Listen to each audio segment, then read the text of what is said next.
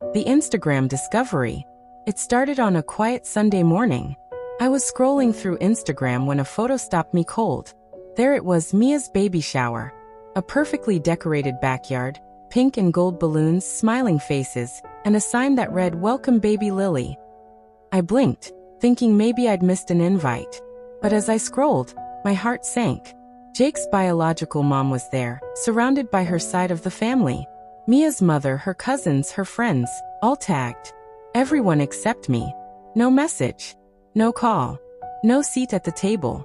And just 2 days before, I had wired them $500 for baby nursery furniture. I felt like a fool. It was Mia's call. Trying to stay calm, I called Jake. "Jake, I just saw the baby shower photos," I said softly. "Was there a mistake? Did my invitation get lost?" There was a pause, then Jake sighed.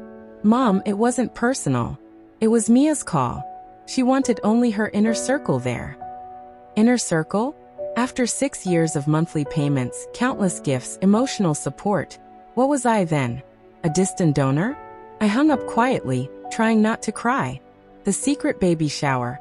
A story about betrayal and self-respect.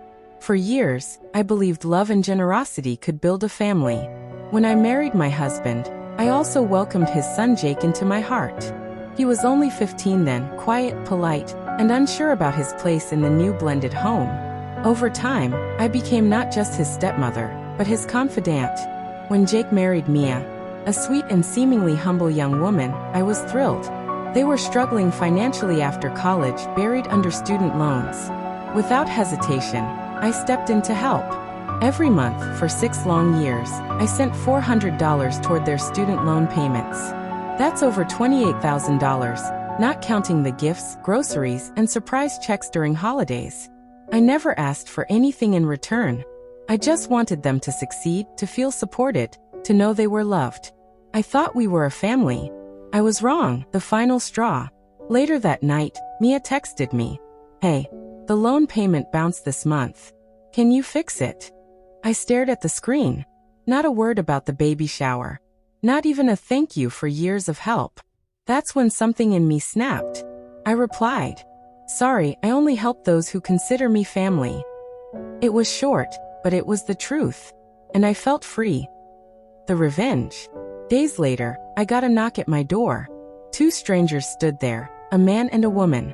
They introduced themselves as social workers. Apparently, Jake and Mia had filed a report, claiming I was emotionally unstable and showing signs of memory loss. They said I'd stopped helping them because I was confused and jealous. They even had witnesses, friends of theirs, who backed the story. I was stunned.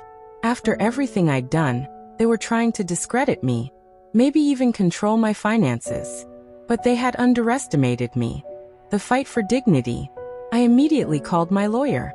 I gathered bank statements, payment receipts, and even got a written mental health evaluation from my doctor stating I was in perfect condition. When mediation day came, I walked into that room with my head held high. The social worker read out their accusations. Jake avoided eye contact. Mia looked smug. But as my lawyer presented evidence, month after month of financial records, their lies began to crumble. Finally, the judge leaned back and said, "You two used her money for years, then tried to undermine her when she stopped. This isn't about emotional instability, it's about entitlement." He dismissed their guardianship request immediately and recommended therapy for both of them. A new beginning. I walked out of that courtroom with tears, not of sadness, but of relief. For years, I'd given everything to people who saw me as an ATM, not a mother figure. But that chapter was finally over. With the money I used to send them, I adopted a rescue dog named Daisy and joined a hiking group. At 62, I finally started living for myself. Now I spend my weekends exploring nature trails, sipping coffee with real friends, and laughing freely. Because family isn't defined by blood or marriage, it's defined by respect.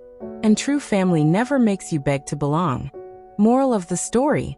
Backhand index pointing right. Never let people mistake your kindness for weakness. Generosity deserves gratitude, not manipulation. Speech balloon. What would you have done in my place? Share your thoughts in the comments. Thumbs up, like, red heart, subscribe. and bell turn on notifications for more real-life stories of betrayal, strength, and second chances. Wrapped gift. If you enjoyed this tale, consider donating to support more stories like this. See you in the next one.